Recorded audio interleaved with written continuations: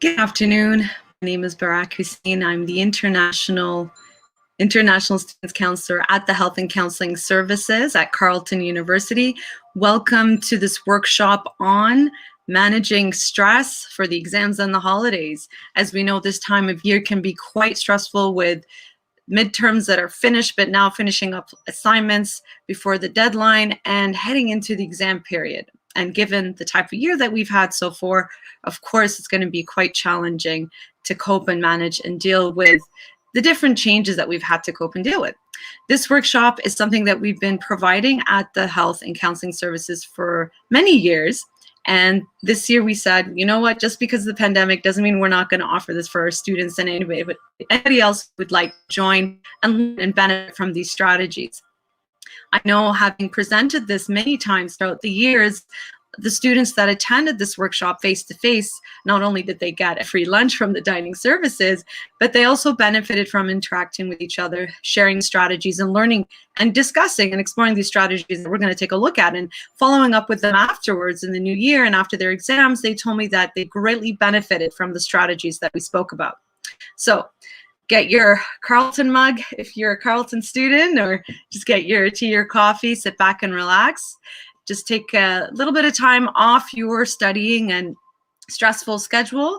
And for those of you who are going to be watching this after, you will have access. It won't just be live. It will be something that you can come back to afterwards as well. So let's get started. We've got our PowerPoint ready to go, and we've got some nice relaxation music in the background as well. And this is going to be not just me speaking. This is going to be something where we're all going to be interacting together. And we'd like for you to join in, ask questions, and I will also be asking questions. So I'd really like you to interact, send in your questions, and I will definitely do my best to answer them as we go along. So again, for today's workshop, we're going to be taking a look at what is stress. And in the previous workshop that we did, we got into quite a bit of detail. I'm not going to do that now, but we'll go over some concepts of stress in terms of how it impacts you and how you can learn to recognize your stress symptoms beforehand so that you can be proactive rather than reactive. And this is definitely something that'll be useful during the exam period. We'll also be taking a look at specifically how to manage stress for the exams, and then we'll take a look at how to manage stress for the holidays. So let us begin. When we take a look at stress, we have to understand that it is the body's natural response to when it comes to a perceived demand or threat. So it's about the fight or flight response. And stress and anxiety add both a challenge as well as an opportunity. So it can serve you as a motivator. It can serve as a motivation for preparation. So getting ready to go into flight, or dealing with the situation at hand. Now, each individual, of course, has their own optimal level of stress. And as soon as you pass that, then that's when the stress hits in, right? And so this is also known as your stress print. Just like your individual fingerprint, it's your own individual stress print that is unique to you. When you surpass that, that's when you can have a negative impact. And everybody can deal with stress differently. That's why sometimes people who go through similar circumstances can handle situations better compared to other people because of our own individual unique stress print. If we go a little bit further in terms of understanding signs that you've surpassed your own optimal level, it could be around dealing with the lack of sleep, right? Or perhaps oversleeping. It could be there's a lot of changes in your appetite, which is something that could occur as well. Could be dealing with moodiness. So you could be more withdrawal, perhaps have symptoms of depression, headaches. There's a lot of physical signs as well. More illnesses such as lack of immunity. So perhaps, we just skipped here. Perhaps you could have increasing colds and flu and muscle aching, and of course, stomach issues. So we know because of the pandemic, these types of symptoms can be concerning. And so definitely when you see these, you definitely want to go get tested to see if you're clear. It can definitely be related, again, to surpassing that optimal level of your stress print. We go a little bit further And in the previous workshop, and I advise for those of you who are joining in to go back to the stress workshop, that it is on the Carleton Wellness Facebook page, where we took a look more in depth at stress, and we looked at all of these stress symptoms in terms of how they could impact you. So you see here, in terms of what's happening, there's a variety of stress symptoms that you can identify to your own individual stress print. So it could be related to physical signs, mental signs, emotional signs, as well as behavioral signs. In the previous workshop, we went into detail where we did the exercise of people figuring out what are the top 5 stress print signals that they can get. And then this is something that can give you a good indicator moving forward. So I recommend you go back and do that, but here you have an idea of how to go through it. Additional stressors, of course, could be the financial pressures around us, frustration or disappointment in friends, in your grades, or just how the semester has gone so far. It also could be related to the perception of the lack of time to meet those demands. It could be that there's new or multiple decisions to make. That can also cause a lot of stress. Of course, social pressures, family issues and relationships, and of course, the exams and our academics.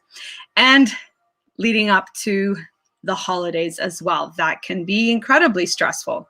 And these, sometimes we may not be fully aware of these things. So it's really important to have that consciousness and awareness of what are the things that are causing you to feel stress.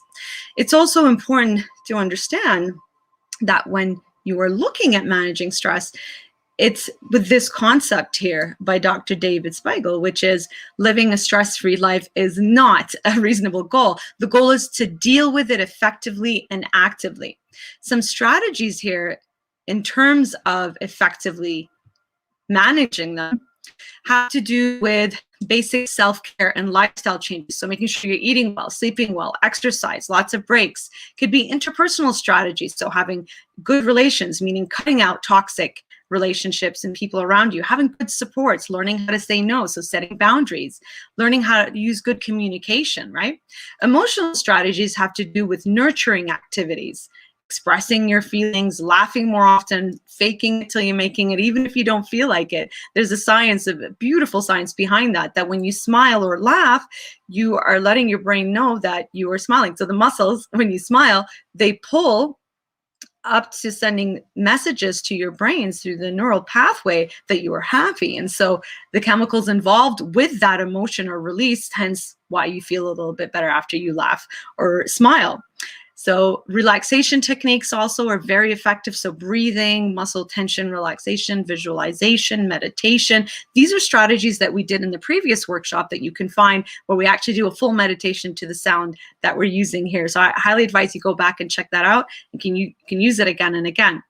There's also cognitive strategies. So challenging negativity, and changing the perspective, right? So learning how to reframe. So taking a challenge, making it an opportunity by reframing it that way.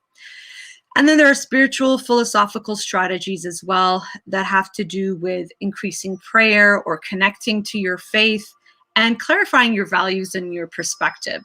So what we've done here is done a whole workshop in one slide, which I highly recommend you do check out the workshop before, where we get into a lot of detail. For those of you who are Carleton students, you can definitely book an appointment with myself or whoever else is available in the counseling team, where we can definitely help you look at these strategies in a little bit more depth.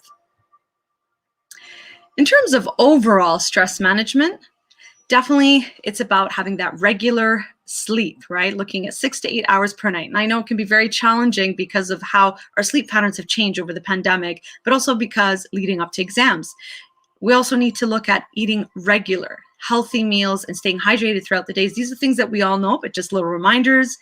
Looking at balancing life, study, work, and recreation. That's important to have a healthy balance of everything for our overall well-being, understanding and accepting personal strengths and things that we can improve on. Taking frequent breaks during study periods, using our support network. Sometimes people have the attitude of, you know what, I'm not going to ask for help. I can do this all on my own. At times we definitely can, but there are times where we become overwhelmed. And so it's okay to reach out and ask for support and get that. Also, exercise. That is your number one stress reducer. I know it's been very challenging during the pandemic.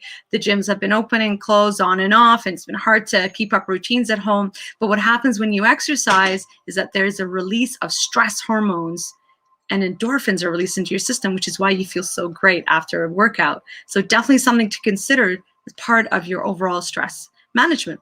And then finally, learn and practice the relaxation skills. So these are things that we did take a look at in our previous session in terms of breathing techniques, muscle tension, relaxation, etc., etc., etc.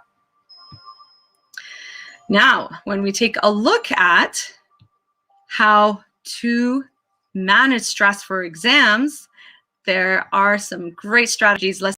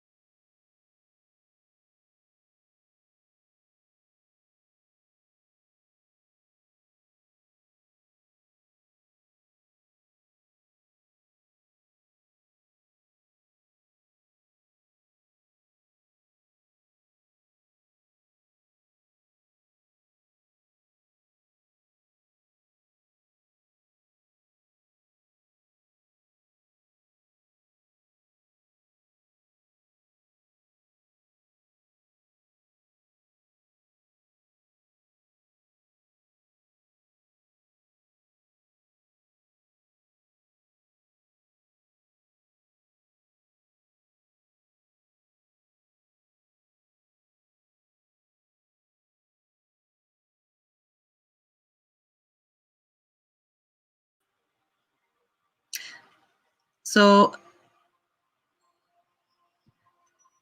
somebody can just give me a thumbs up that you can hear the workshop.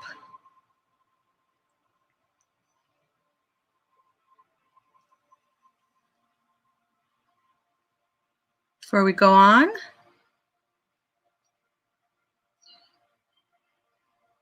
I think the sound wasn't there before. I just realized when I took, I think when I took myself off the screen that you can hear me. In any case, I'm going to leave myself here to make sure that the sound is working. So I'll continue this way. So what we see here is that we really want to make sure that you have that good night's sleep, right? You want to make sure that you know where the exam is. Every of you had those nightmares where you didn't know where the exam was in your dream and you just kept going from place to place. Funny enough, years later, even after my studies, I still have that nightmare. So it's really, really important to know where the exam is scheduled, what time, and give yourself plenty of time to get there. In our case, it's going to be online, so we don't have to worry about that like we did before. Make sure you get all of your tools ready for that and allow plenty of traveling time if you do have to go to an actual location to do that. But not too early, because then you can really get nervous at that point, right? So during the exam, it's really important that you listen and read the instructions carefully. If there are oral instructions given to you, you want to read everything to make sure that you have it all covered and that you plan your time effectively. You want to choose the order also in which that you're going to answer the questions and number them carefully. Sometimes you get so nervous that you just start missing things up, right? Don't panic. If you don't know the answer, it's okay. Go on to the next one. Perhaps the next question can also give you clues to that. I find that when I'm running out of time and I still have so much to write, especially essay type of questions, what I end up doing is writing a note to the instructor or to the person who's marking and say, sorry, ran out of time. Instead of writing in paragraphs, I'll just write everything in point forms. I mean, the instructor was probably just going to look for those points anyways, right? So don't panic if you are running out of time. You can definitely still write things out in point form. You will be given marks for explaining your thoughts. Perhaps not the writing style, but definitely the points that you have there.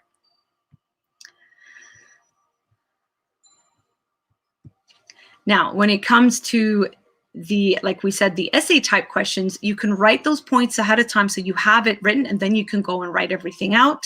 Multiple choice questions, don't change your answers unless you are absolutely sure what's going on. Because I know a lot of people sometimes will second guess themselves, and then after they leave, they're gonna be really nervous in the sense that they didn't get the right answer and they kept just second guessing themselves. So to prepare for the essay type questions, write out all the points. And then when you run out of time, you can just say run out of time. And then you've got all the points there for you just to copy onto the exam part. And then you have leaving time for revision at the end, if that is possible. Try not to finish it too early just because, you know, you're panicking or you're upset that you've messed up something. You know, it's really hard to put all of that into place when you are feeling so stressed. So it's a really good idea to take a little time to breathe, reassess everything. And if you feel like you're going to panic or you've got short of breath, you know, just let them know, let the prof know, let the instructor know, right? And don't have those post-mortems rather. That can be really, it can really affect you. Let's say if you have another exam or something else that you need to hand in, you know, wait for the grading. And when you get the test back, then maybe you can try to learn from the mistakes or appeal, talk to the instructor, right? On to our next part. Perhaps creating a plan for mastering the exams, right? Learning how to identify, like we said, your own stress print. Again, refer back to the main the presentation we did before where we took a look at stress print. And so you can also look at that for your own individual exam stress print. You want to look at the factors in terms of what are the things that can increase your stress so you can learn how to reverse the impact of them. Look at things that what you can change, what are things that you can accept in terms of what you cannot change, and identify the revision and the stress management strategies that work best for you. Of course, everybody's going to be different in terms of what works best for them. And it's really important to do that mastery. You know, it comes through that practice. And for those of you who've been students for quite a while, you've learned what is your best strategy. So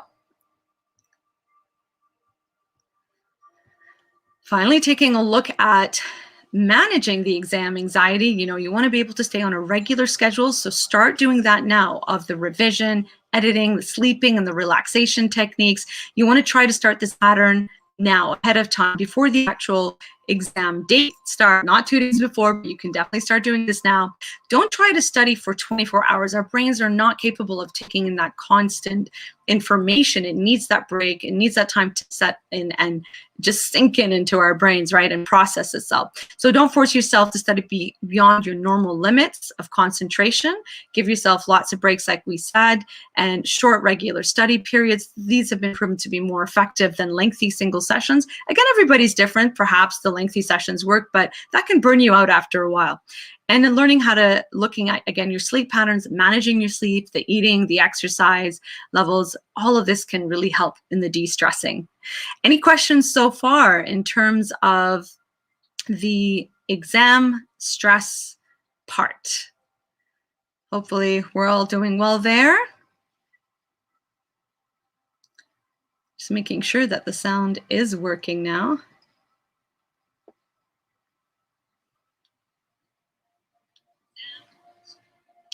So any questions in regards to strategies for the exam parts? So the next part we're going to get into in terms of managing stress for the holidays. You can always email me after. I will include my contact information at the end, and we're more than happy to answer those questions. If you want these slides as well, I can also share them with you. That way you have the strategies right underneath you.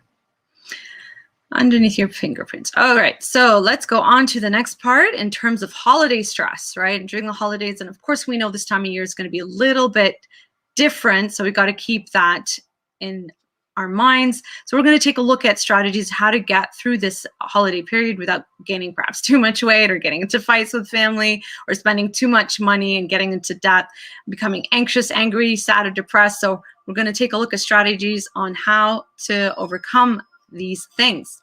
So let's take a look at mindful eating. And this is something goes without saying that during the holiday break-in, but we've also seen even throughout the pandemic, as we've stayed home, it's been very challenging perhaps to manage our eating. So here's some strategies that we can work on to help you with that. So we want to take a look at mindful eating, all right? And this is a great strategy to combat putting on the pounds. So first you want to do is to be aware when you get hungry. Stop when you start feeling full, right? Don't continue on. So be aware that the person's average caloric intake increases, as you see here, from 2,000 to 36 daily, normally to 45 to 6,000 during the holiday season, because we're exposed to so many rich foods, of course, and with family and friends. So think about eating food that give you energy, eat on smaller plates, don't neglect the exercise like we were saying, and the sleep. You notice again and again, we're mentioning the same things. Learn the difference between hunger and dehydration. And so drinking water can be very helpful. Here, we want to also take a look at how to fall into those steps of winning that food battle, right? So you want to have a plan of maintenance. Don't try to lose weight during the holidays. So become familiar with portion sizes and start eating them now, so you know how to do that later on as well. Pre-snack before big meals and social gatherings to avoid the overeating. Don't drink your calories, drink water, flat flavored, that type of thing also. Take time to chew your food and savor the flavor. This is where mindful eating comes in, really enjoying what you are eating, the flavor, the taste, the smell, and so on and so forth. And of course, let's put away with the endless nibbling and the grazing, because that just won't help, even though it's fun, right? In terms of family, we know that it's probably one of the most stressful times of the year. Dealing with family can also bring out our frustrations. If there's been past trauma or just everything going on in the world today, it can be really challenging to be around everybody like that. So again, let's take a look at how to remain calm and collected by practicing some of these strategies, right? In terms of personal, emotional management. So be aware of your own triggers and how you can learn to manage and regulate those, right? Realize that you can only change you and nobody else, right? Focusing on you will help you stay calmer and more peaceful, and remembering that emotions can be contagious, right? So don't accept bad moods as your own if you see somebody around you. This is where toxicity comes in as well, right? Remember that nobody is perfect. Don't try to be or pretend or try to have the best foods out there, best gifts, or whatever it is that you're trying to do with your friends and family, right? Just think of what's important for you in terms of what others think of you, right? Choose to do what is healthy for you always. So if family time is not very healthy, we want to try to limit that, right? Have the strength to do something else, take a break, maybe change some traditions, but also learning how to set boundaries. Because of course, it's going to be really hard sometimes to say no to connecting with the family, but it's also really important to set those boundaries around yourself as well. So steps to prepare for great and big family gatherings is understand that the holiday season in itself, that awareness that it is a stressful time, recognizing what and who triggers you and causes you that high emotional response, being aware of family dynamics that lead to conflict, focusing on maintaining your emotional health by staying joyful and peaceful, and perhaps even applying the strategies we spoke about earlier. Don't try to police others and how you think they should behave, but rather focus on how you need to respond and behave. And remember what's important and not to take yourself too seriously. And again, setting boundaries even for yourself with yourself. Sometimes you can be a little bit too hard on yourself. Learning how to approach each encounter with self-love and compassion with love, right? That and love for others. That can be really powerful and helpful as well. So when it comes to money, that's a really big one as well, right? Looking at deciding how the amount that you want to spend without going into depth and learning how to stick with it. So don't get trapped by the holiday spending fever, especially now online. It's at the tip of your fingers. You don't necessarily have to go into the stores to get things. So put a spending plan together that includes your gift list, entertainment, travel, etc. And again, reputation, put that away and embrace the realism when spending and identify your motives of why are you getting these things, right? Get control of any emotions that prompt you to overspend, right? And to feel better. Stick to the plan that you have and exercise control over that plan. So it's a good opportunity to work on discipline as well when it comes to money. So if we take a look here, some steps to staying on track for the holidays is make a contract with yourself to stick to how you're going to be spending money. Have a talk with some friends and family, let them know what your plans are, perhaps what you want to do. I mean, that's not something maybe you can do with everybody, but perhaps some close people. Evaluate what is helpful and what is just routine in terms of tradition that perhaps that you can eliminate, and give your time and talent instead of monetary gifts, right? So baking, volunteering, visiting, phone calls, things like that can go a long way than just getting monetary gifts. So, and having an accountability partner or friend that can help you keep on track as well. Now, in terms of fun, it can be one of the most times that are full of depression, sadness, anger, and frustration, even though it's supposed to be a holiday happy time, right? But it doesn't have to be. And you can definitely prepare yourself in terms of changing that negative thinking. And I see that a lot with clients sometimes who are dreading going home or just having to look at spending when they don't have a lot of money, et cetera, being on a student budget. So here are some strategies perhaps of how we can take a look at that, right? So nothing has meaning to it unless you give it actual meaning. So think great thoughts and expect great things. And this concept is about putting positivity out there and how it can come back to you. And it's very powerful, right? If you're thinking negative thoughts and you've got a lot of negative weight down, of course that's going to make you feel that way. But if we look at being positive, being optimistic, taking challenges and reframing them as opportunities, it can go a long way in getting rid of the negative feelings that come with such weight down thoughts. Gratitude, giving thanks. No matter what the situation is, there's always something in there that we can be thankful for and grateful for, or saying things like, oh, it could have been much worse. Perhaps looking at the situation saying, you know what, as challenging as this is teaching me, et cetera, et cetera. So there's different ways of reframing that gratefulness. So we know that it's a time to find the good in yourself and others and not just the bad. So looking at how to work through guilt, shame, or fear, or things that are holding you back. It's also important to be living the awareness that you are here now and that to make the best of it. So learning how to live in the present and being mindful of that, taking time to just breathe, right?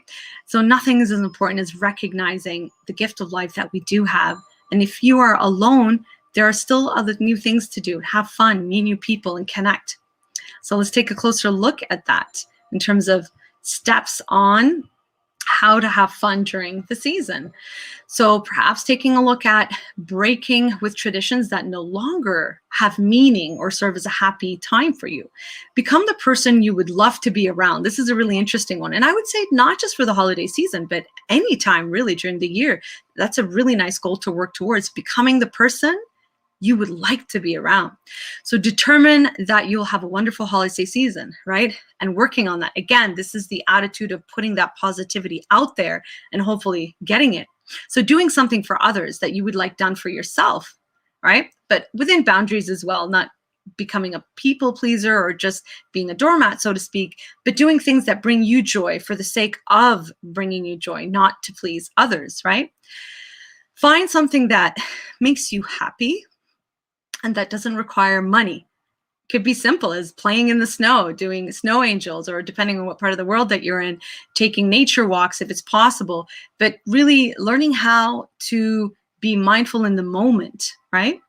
Find things that make you laugh, smile about daily, or, watching videos of cute little animals can go a long way, as when you're laughing and smiling, again, the reaction of the brain can make you feel really good, right? Call loved ones that accept you as you are. Tell them how they make you feel and how you feel about them. So it's really lovely to be able to connect with people like that and be okay with spending time alone. Release negativities about it. Remember, again, with gratitude. Perhaps also something that could be helpful is journal about the good times that you have and reflect on it as often as you can. That could be something that be a very powerful strategy to help as well if you're feeling lonely. And this brings us to love and loneliness. So we do know that the holidays seem to bring up loneliness, frustration, emptiness of the heart. But if we maintain our joy and we work on our own happiness, then we are potentially able to find new loves and friendships and adventures that can really fill our hearts, right? So don't be a member of the Lonely Hearts Club, as they say here, for the holidays. And I would say this throughout the year, not just this time of year. So where your attention goes, your energy flows with that. So think about the good times and meeting great people to share time, and you'll get more of that. Again, it's about putting that energy out there, putting that positive energy out there. So rehearse releasing painful thoughts from your last love, for your last relationship, right? Perhaps you were in a marriage or a relationship that was very toxic and unhealthy, and the holidays bring about triggers or past memories. So this is the opportunity to release and work on that. You can do that alone, or of course with a therapist, and there's many supports resources out there. For those who are Carleton students, you can definitely use our services. For those who are not, definitely look to see what is available online and connect with a counselor or a therapist to help you process this, to get rid of those painful thoughts, to work on them, and to help you reduce them, right? In the hope of opening yourself up for possibilities, positive possibilities in the future. So don't let these emotions make you behave improperly when it comes to these intentions that you have. So sending horrible texts, dialing loose morals with strangers, et cetera, et cetera. We know these are things that perhaps you're going to look back on, basically doing something that you want to regret later on. You don't want to do that. But processing and working through and being mindful before acting upon them can go a long way in preventing, right? Prevention is better than the cure. And don't settle for a piece of something or somebody out of desperation. That also, again, could be along the path of doing something that perhaps you're going to regret, but it could also be dangerous for you. So being very mindful and aware of these things. Most importantly, give loving kindness to those who are blessed to have you in your life, and give that love and compassion back to you, right? Giving that self-love, recognizing your self-worth. And I know people who struggle with self-esteem, this can be very challenging because you may feel you're not worthy of it. And I can tell you that you are, because your worth is completely independent of anybody or anything, right? If you are from a faith-based perspective, when we took a look at this concept, then your worth is connected on your relationship with your faith, what you call God, or whatever you connect with, right? And when it comes from spiritual, philosophical, again, when it comes to materialism, your worth is completely independent of these factors. You are a worthy human being. You are a person of worth. And you are a person worthy of all of these things that we've been talking about. So steps to attracting healthy relationships and connecting in a healthy way with people is become what you want to attract. This is, again, the concept that we've said again and again in terms of what kind of energy that you put out there that will come back to you, right? Regain your self-confidence and self-esteem. No one will think you're great or beautiful or handsome until you believe it yourself. And this is something I work with a lot with clients and students and patients, or whatever you want to call it, that when you work on your sense of self, self-esteem, your worth, and you find yourself worthy and beautiful, that's the type of energy you will attract back. But if you don't think of these things, then you're going to attract the wrong energy of people who perhaps can make you feel worse, especially if you are somebody who is a giver, right? We tend to attract those who take from our giving. So it's really important to know how to set those boundaries, but also having assertion, right? Not being aggressive or passive, but being assertive in the middle. And this comes with having a good sense of self and confidence, right? Because that is what you're going to be attracting to you. So being fully present and there each day with the person that you interact with, rather than, what we do is get on our phone while we're talking to somebody, and not being fully connecting with somebody can really impact you. So having that presence, and I think now more than ever, we miss that closeness with people and being mindfully aware and connecting with them. So it's really important that whether you are talking to people online, to still be mindful rather than multitasking and juggling, to focus on that one task when you are connecting with somebody is so important. And it also develops the friendship and the relationship, right? Stop beating yourself up to cover things about the past, find new things to work on. Again, this can be really helpful through the counseling process. Let go of the past, right? Don't try to jump all over it to the future. It's really important to work through it again, being grateful and living fully in the present, the joy in your heart and presence. And sometimes it doesn't necessarily have to be happiness or joy, right? But not feeling negativity. I hear a lot from people sometimes who say, well, I don't feel happiness or joy, but I can connect with perhaps not feeling pain or not feeling the negativity. And so that's also something to be mindful about. Again, when we talk about letting go of the past, the counseling process or talking to somebody that you trust can really help you work through the pain of the past to be mindful in the moment so that you can connect to people in the future. Smile and acknowledge the presence of everybody that you come in contact with. Again, just giving that full presence to somebody is quite powerful and can really help you in the long run. We're wrapping up the second part of our session today in terms of how to manage stress for the holidays. We took a look at how to manage food, finances, relationships with yourself and with friends and family and conflict around you. I hope that this was helpful for you. Like we said, we're going to leave this on our Facebook page and you can definitely access it after it's finished. Come back to it. If you are interested in these slides, please don't hesitate. My email is right up on the screen, Berak.Hussain, or is that an underscore? Berak_Hussain at Carleton.ca. And for those of you who are Carleton students and you do want to access our services, you are more than welcome to do so. You can contact us. The phone number here you have, and book an appointment with a counselor or a medical doctor. We do have daily walk-ins for students who are in need of talking urgently with a counselor as well as doctors. And for those of you who are not Carleton students, please refer to your closest medical office, doctor, emergency, or even looking at counseling services that are available to you.